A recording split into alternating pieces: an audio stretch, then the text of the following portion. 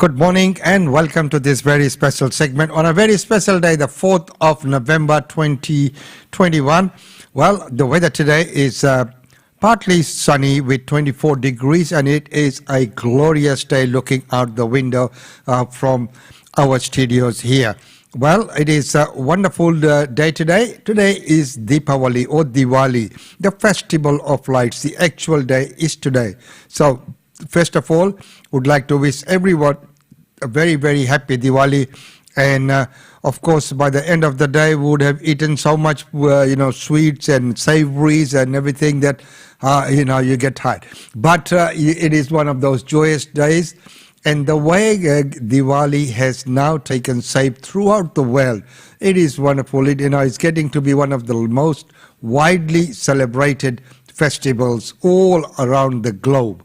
And it is wonderful. And this morning it was beautiful to see the ABC presenter dressed in Indian costumes in Melbourne. I'll see if I can get hold of that clip to bring onto the show. But throughout the day, not on the Facebook Live, but on the radio channel, we'll be bringing many people in through, with their messages. If you too would like to, convey your message or Deepavali Shubh Sandesh, you can do so by contacting us and we'll bring you through Australian Indian Radio.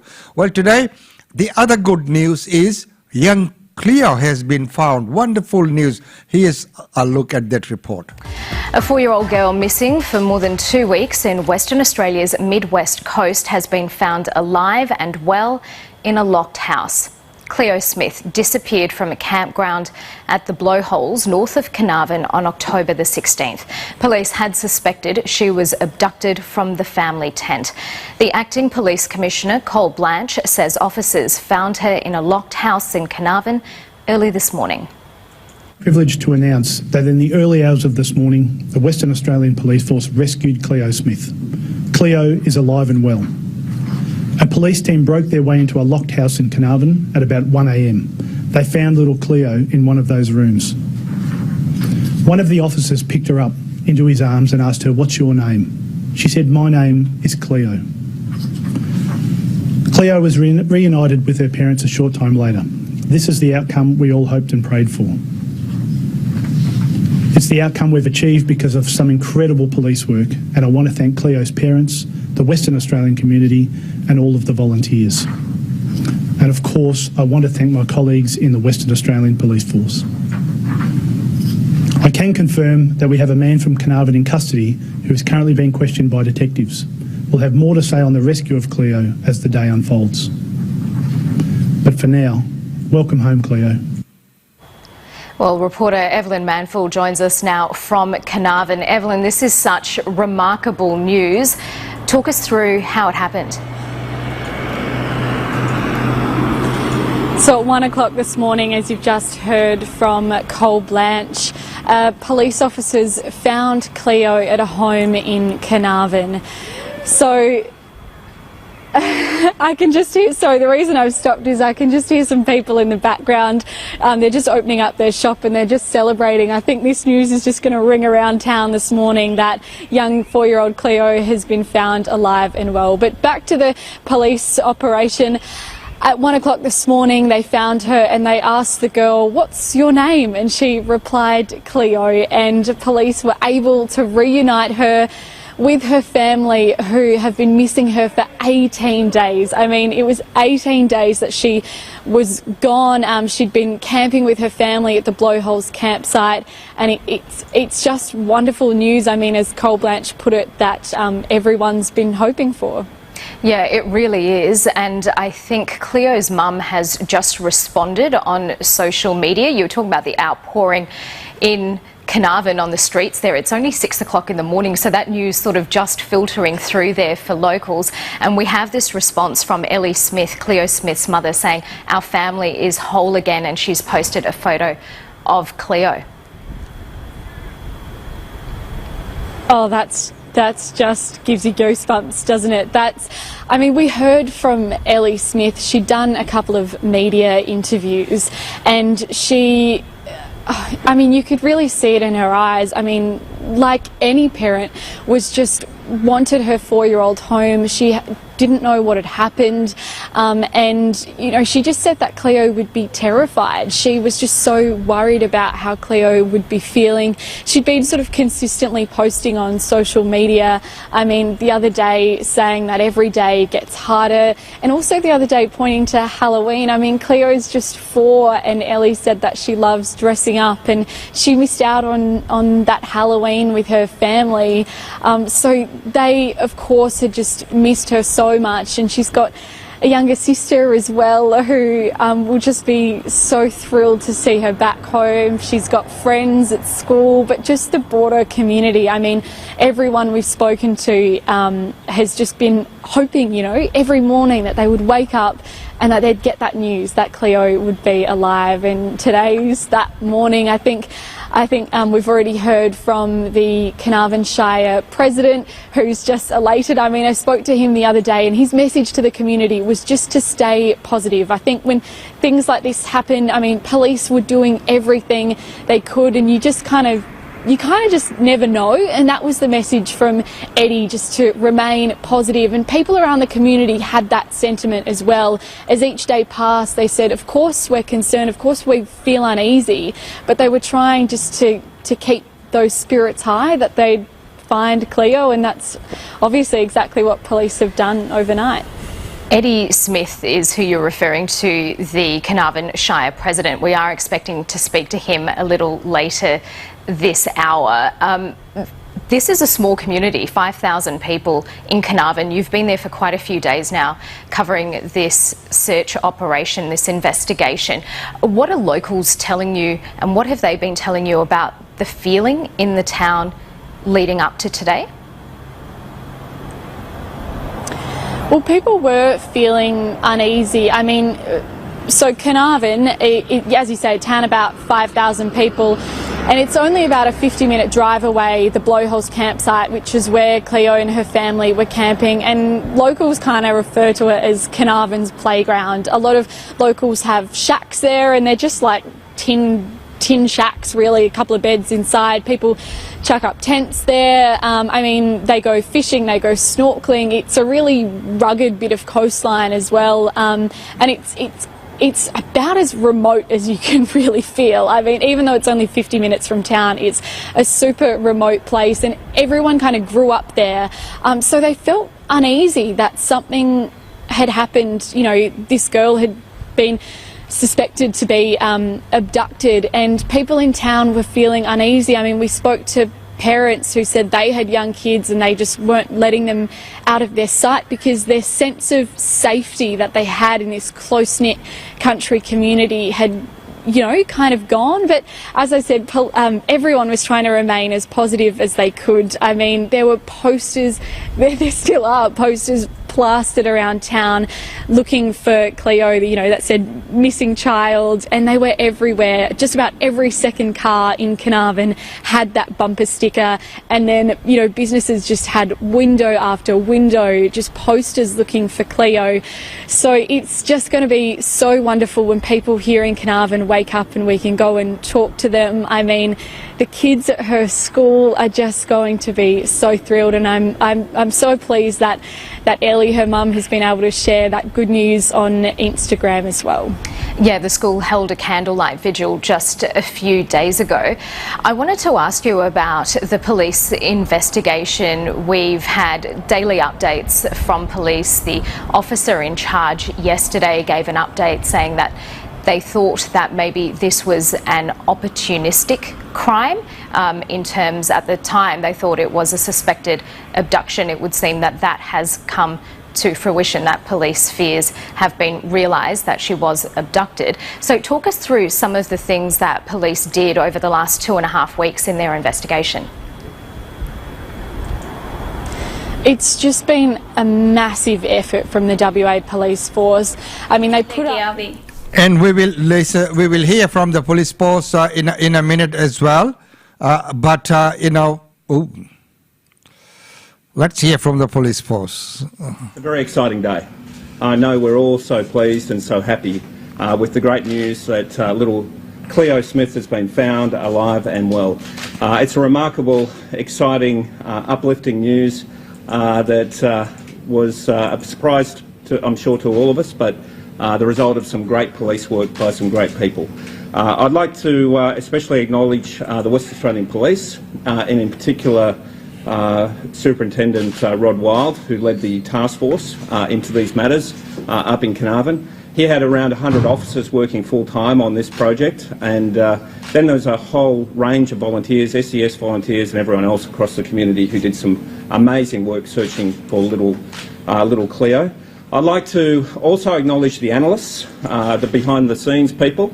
I just spoke to some of them just now, in particular Arlene and Matt, but also the rest of the team of 10 people who did a lot of the analytical work behind the scenes, looking at various forms of technology that very much assisted in solving this mystery, and I'd like to thank them for their work. Can I thank the Commissioner and all the rest of West Australian Police? I've spoken to a range of them this morning for all of their work. And thank the community of Carnarvon, who provided support and assistance and information that helped uncover what has occurred here. So everyone involved, just a marvellous job. It's an amazing piece of police work, amazing piece of detective work.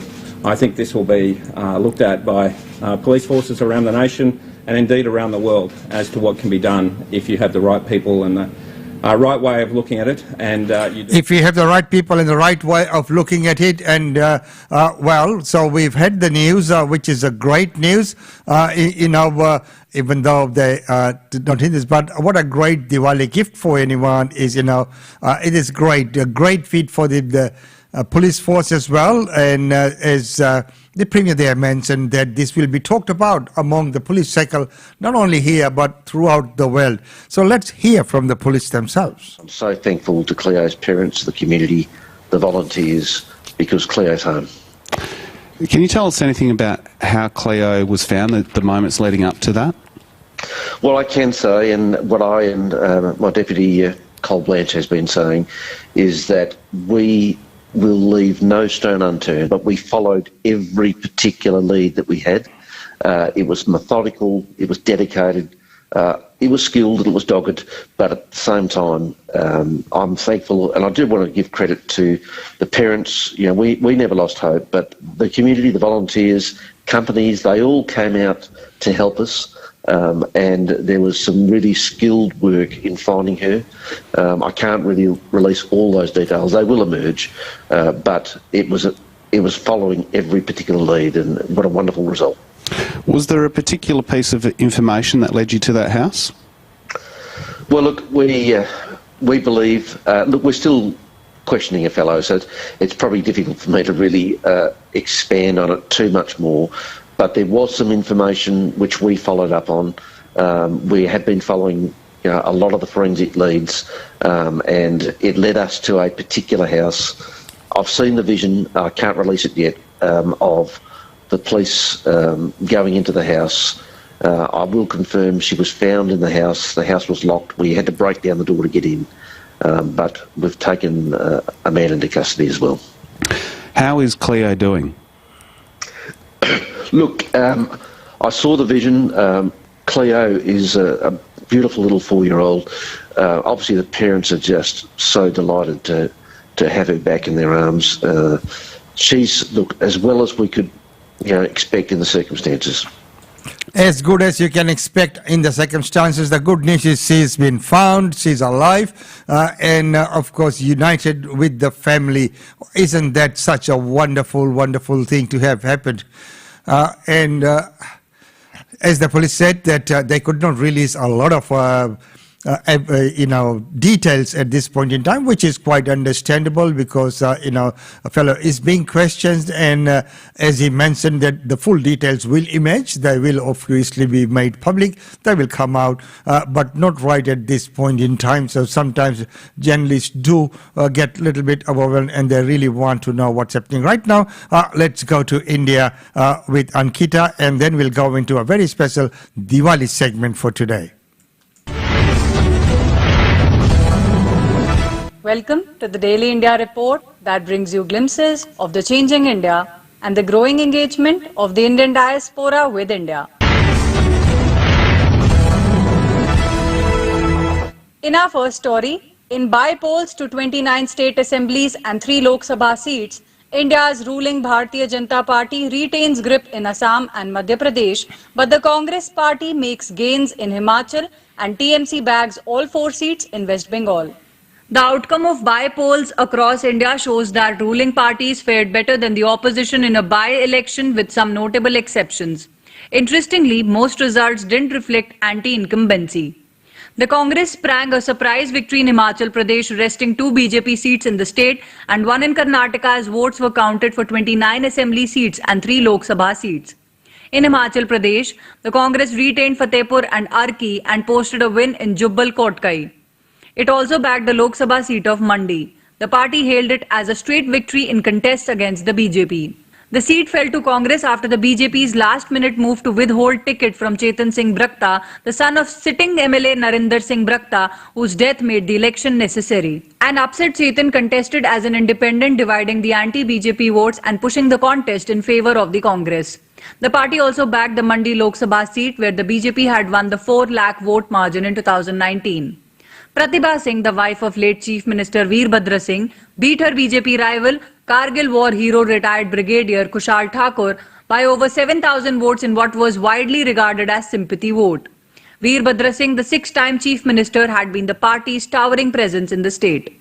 The Trinamool Congress of West Bengal Chief Minister Mamata Banerjee steamrolled the opposition.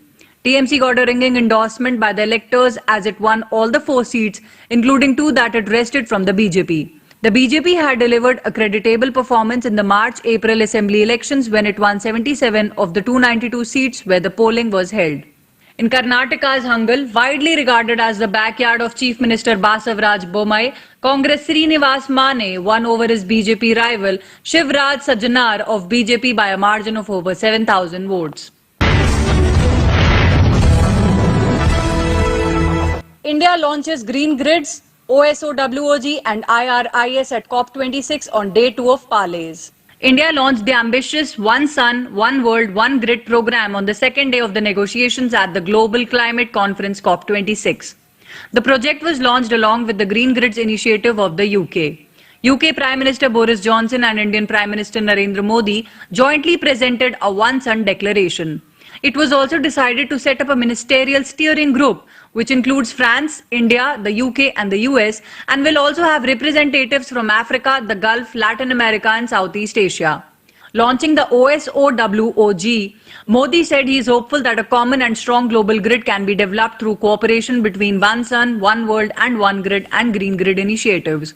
He added that Indian Space Research Organisation will provide a solar calculator application to the world, which will be useful in deciding the location of solar projects and will strengthen OSOWOG initiative. From India, the OSOWOG is led by the International Solar Alliance. At the 4th Assembly of ISA held last month in India, 80 member countries endorsed a political One Sun declaration for the launch of GGI OSOWOG at COP26 at Glasgow.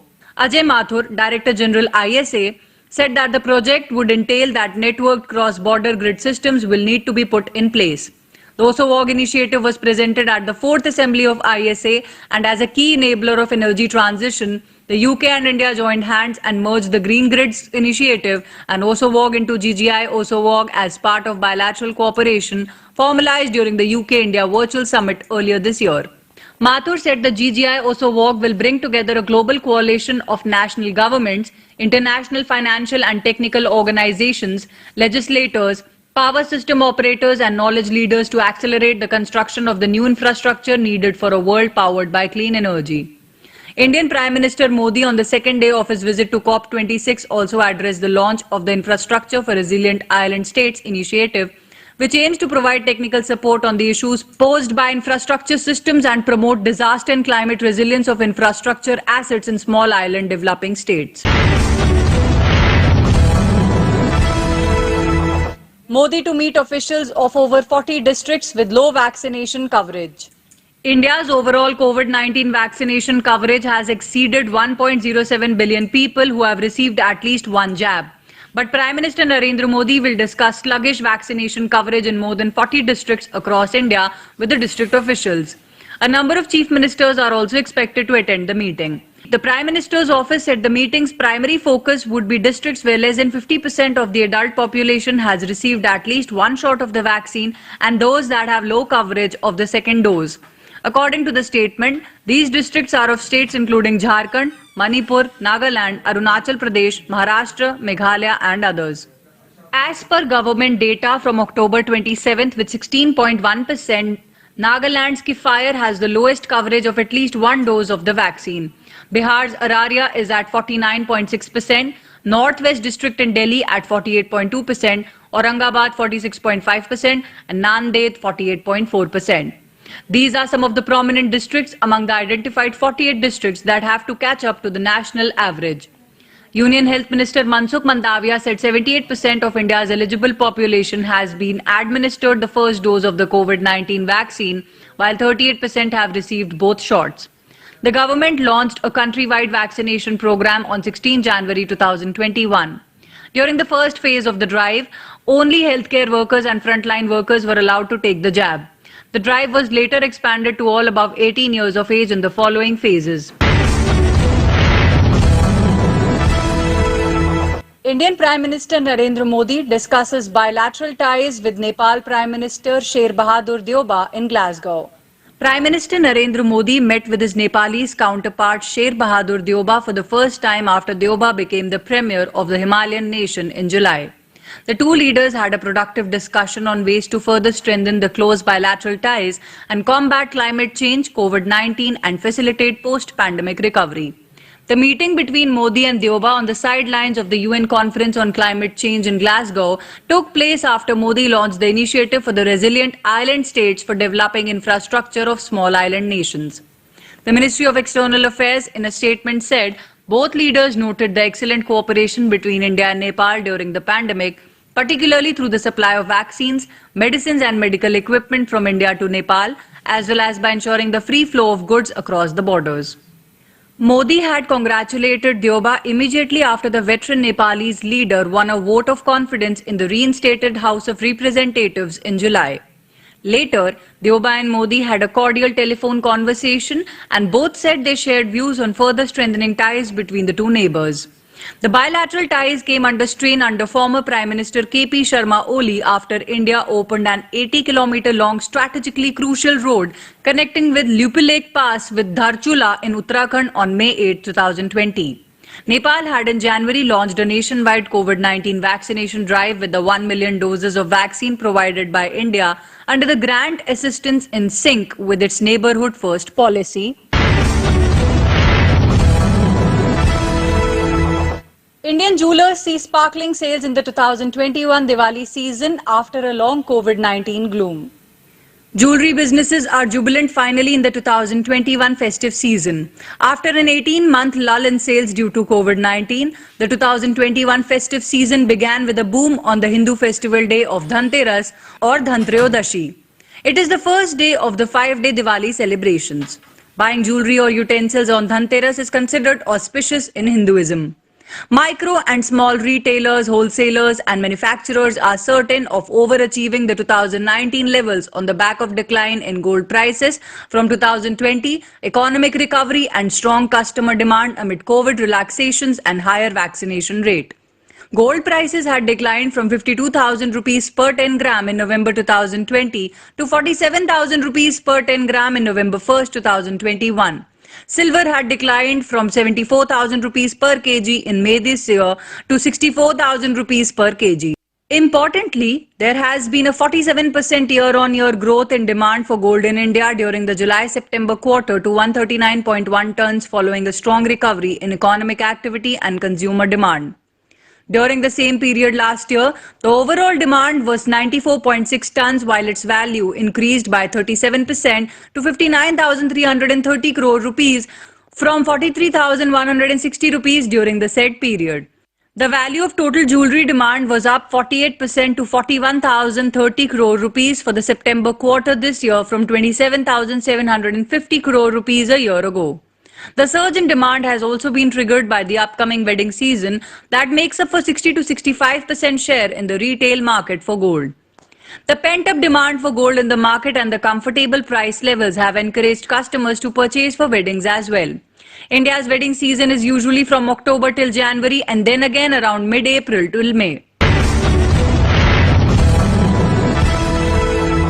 Bollywood's bad man Danny Denzongpa's son Rinzing Denzongpa makes a promising debut in the film Squad.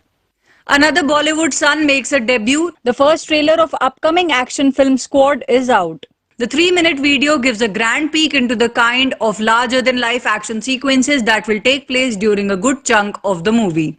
Squad marks the debut of Badman Danny Denzongpa's son, Rinzing Denzongpa. Also making an entry is Malvika Raj, who is best known for playing the younger version of Kareena Kapoor's Pooh in the film Kabhi Khushi Kabhi Gum. Squad revolves around a young girl who has seemingly lost everyone in her life. Rinzing, who plays an STF commando, is tasked to save the child and deliver her to safety. We also catch a glimpse of Pooja Batra in the trailer. Apart from Malvika Raj, Rinzing Denzongpa and Pooja Batra, the film also features Mohan Kapoor, Amit Gaur, Tanisha Dhillon and Dishita Jain among others. The movie is all set to release on November 12th on an OTT platform. That's all for this bulletin of Daily India Report. Thank you for watching.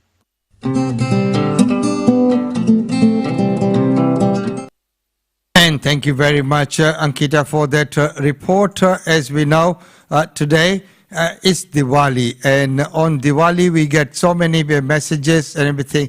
Well, yesterday the Lord Mayor held a reception for all the people who have been involved with organizing Diwali, and mostly it was the functions that Brisbane City Council had supported. So when Brisbane City Council supports most of these functions, our name, Brisbane Indian Times and Australian Indian Radio, has the logo on most of the posters, like the Benue Diwali, Tamil Diwali, FICQ Diwali, all the Diwalis we support as well.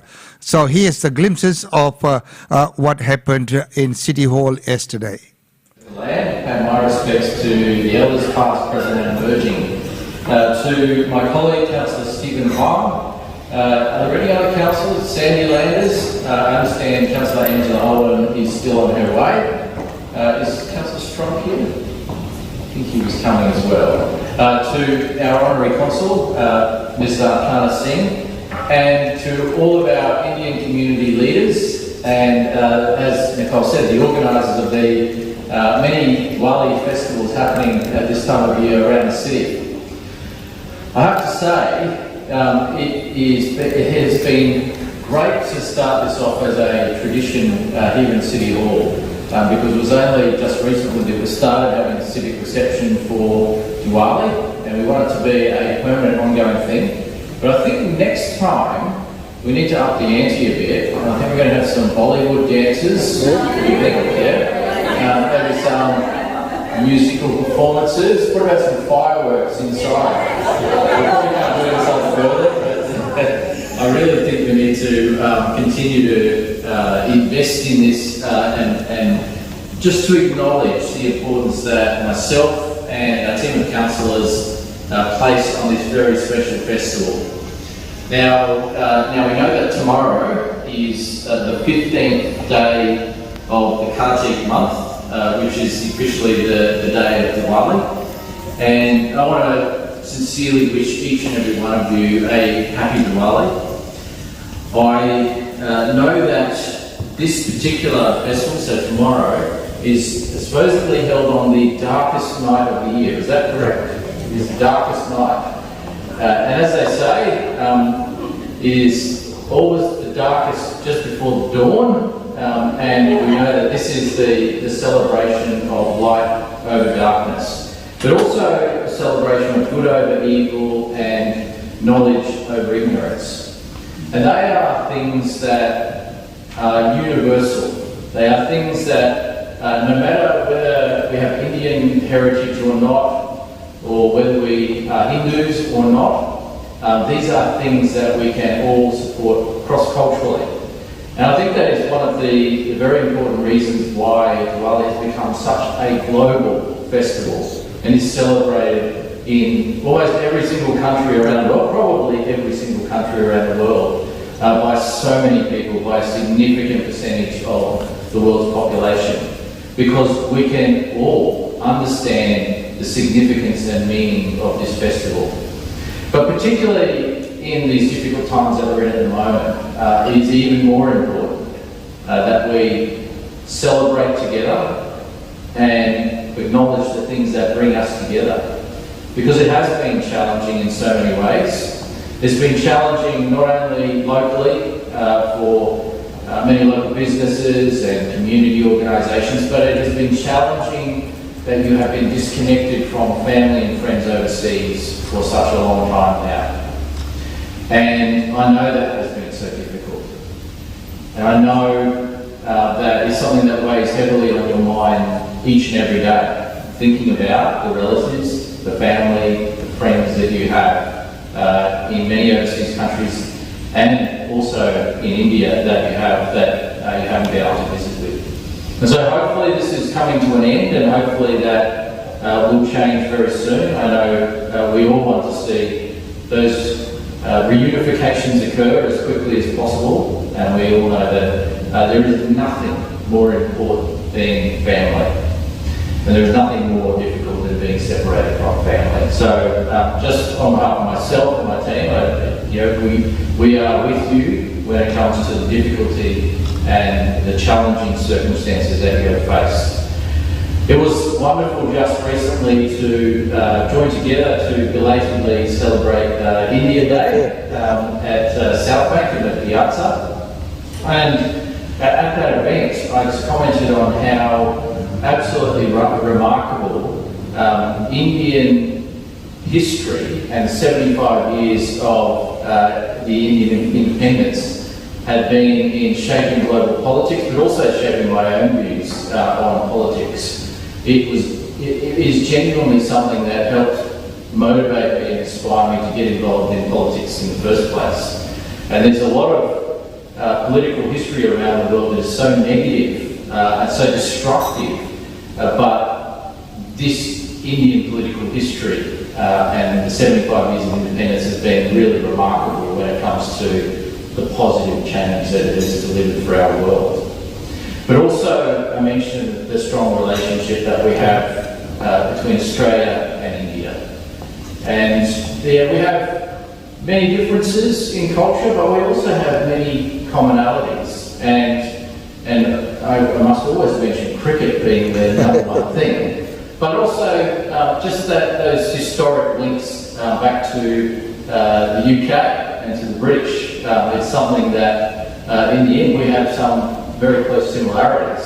You managed to break the links with Britain in the end.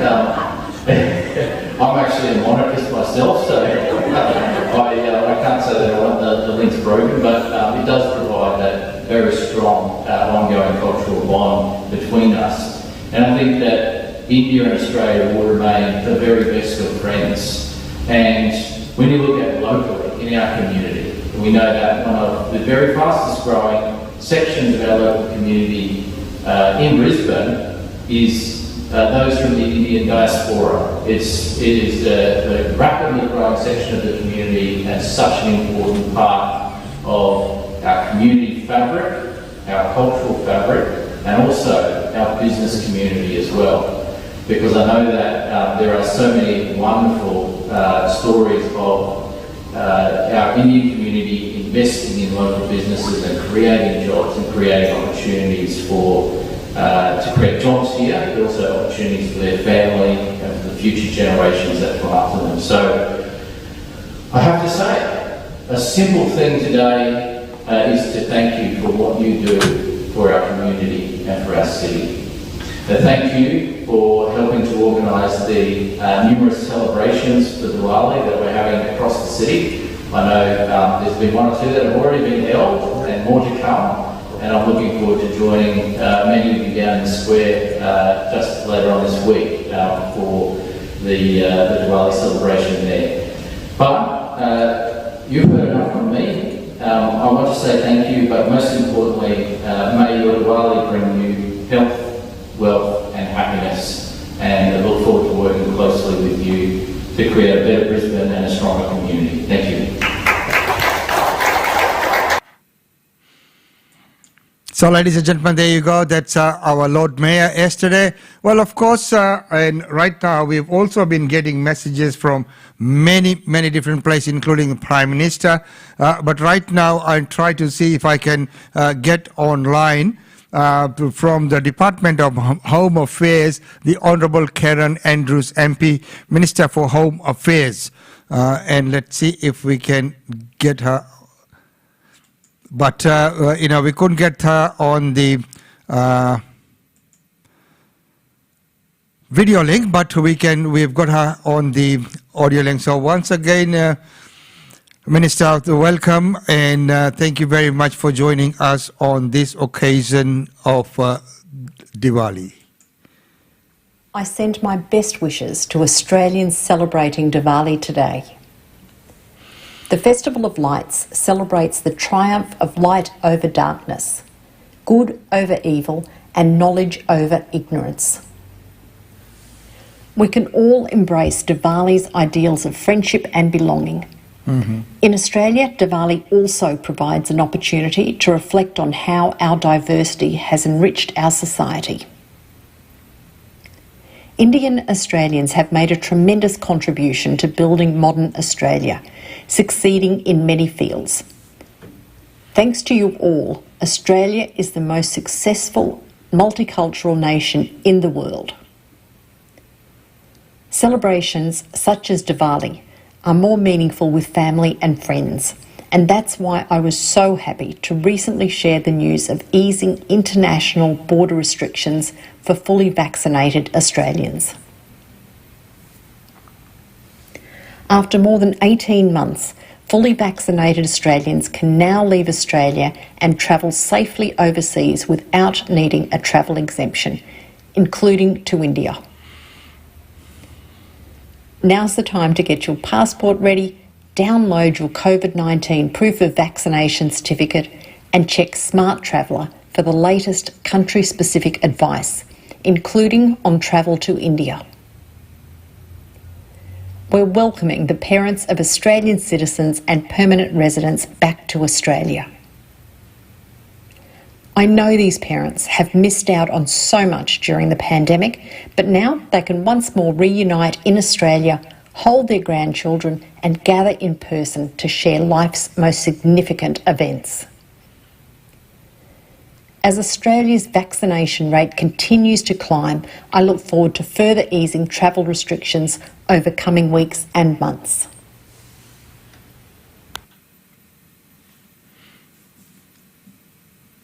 And thank you very much for that wonderful the message, Honourable Karen Andrews MP, Minister for Home Affairs, and it is heartwarming to get those kind of messages from our ministers. As we know, the Prime Minister has sent out a message there as well. So everyone's sending in these wonderful messages, and it is so good to see. Well, right now, as we were talking about the messages, let's now hear from our Honorary Counsel for India in Queensland, Mrs. Arsana Singh Ji. I begin by acknowledging the traditional custodians of the land on which we meet and pay my respects to the elders past, present and emerging. Our very dear friend, Lord Mayor Edwin Schrinner, councillors, Brisbane City Council, and all the wonderful team that you have supporting you. I must acknowledge the work that they do. It's really wonderful how we formed friendships over the years. So thank you very much at the very outset. So as you just said, and as we all have been hearing for the last few days, Diwali is synonymous with light and celebration. And as families and communities joyfully get together to usher in the Festival of Lights with dance, music, we've just spoken about Bollywood and everything else that goes with celebration, festivities and food, we remind ourselves of the real meaning and significance of the occasion. Over the last few years, especially now, we've noticed humanity all over the world is grappling with many existential issues, not just COVID-related restrictions, but actually existential issues that we're all having to come to terms with. So the need for light in terms of knowledge and in terms of actual light in the world is literally and figuratively the mantra of the times. So as we open our minds to new ideas and our hearts to the brilliance of illuminating thoughts and the ever-growing realization that the world is one family, we demonstrate a true and full understanding of this wonderful festival. My special appreciation, Lord Mayor, for the wonderful support for COVID relief. We really appreciate that. It was very, very much appreciated here and in India. And I want to also thank all the wonderful Diwali festival organizers here. You all have worked hard as a community, and it's great to see everyone coming together and celebrating more of our culture so that we can not only just nurture it and pass it to the next generation, but also to share it, because this is what makes Brisbane, Queensland, Australia a most wonderful place to be in. And it's great that we can be a part of your strong multicultural society, Lord Mayor. Thank you so much.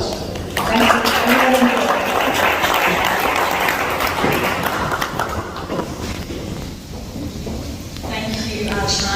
Now that does conclude. So that was the reception held by our Lord Mayor and the Multicultural Roundtable team in recognition of many people who organize Diwali. Well, right now let's get a message from the Director of Gentex Proprietary Limited, Mrs. Usha Chandra. Namaste, my name is Usha Chandra, and I would like to wish everyone a very happy Diwali and a very prosperous New Year. Thank you. And with that, right now we are joined by Dilraj Kaur from Australian Indian Radio. Australian Indian radio ਅਤੇ Brisbane Indian Times ਦੀ ਸਾਰੀ team ਵੱਲੋਂ ਤੁਹਾਨੂੰ ਸਭ ਨੂੰ ਬੰਦੀ ਛੋੜ ਦਿਵਸ ਅਤੇ ਦੀਵਾਲੀ ਦੀਆਂ ਲੱਖ ਲੱਖ ਵਧਾਈਆਂ।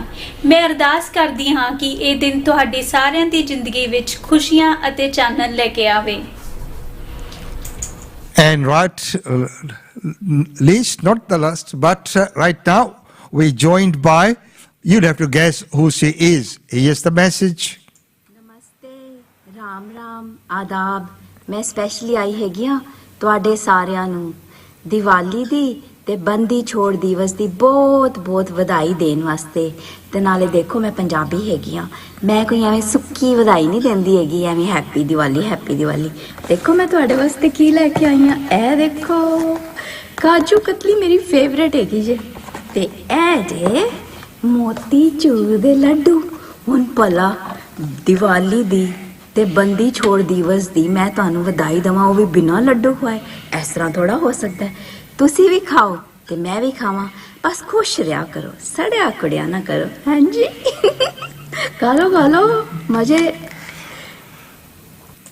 And that was lovely, Madhu Khanna ji, and very well presented. So there are some of the wishes, and as I mentioned before, throughout the day we will have Australian Indian Radio, and if you want to have your message played on the radio, all you'll need to do is call us, be in touch with us, and we do.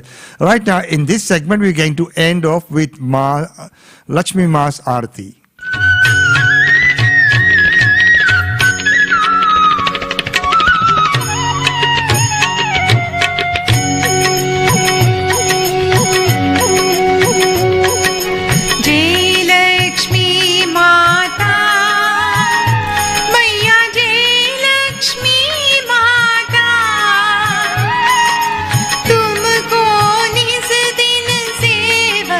तुमको निस दिन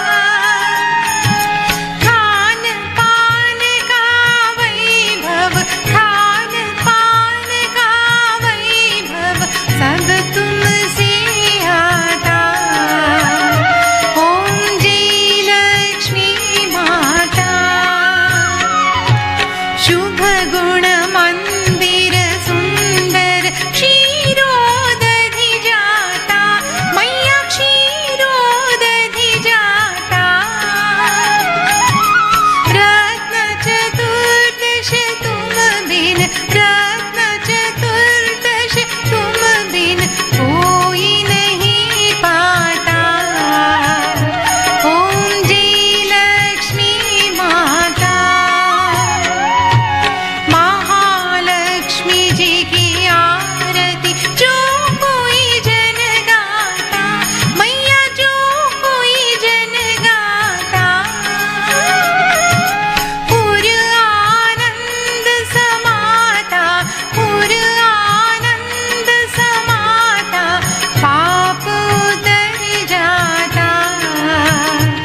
ओम जय लक्ष्मी माता। And ladies and gentlemen, thank you very much for that. Sorry, this has been a bit of an extended show today, but it is a very, very special occasion, and we have so many messages there from everyone. Maybe we might do another show later in the day, see how we go. But later in the day, we will have right now, next up, coming up would be Tanvi Goyal with the Oz India Travel and the travel updates with some very special Diwali gifts for you today. So don't forget to tune in right at 10 very, very soon. Until then, it's goodbye from me.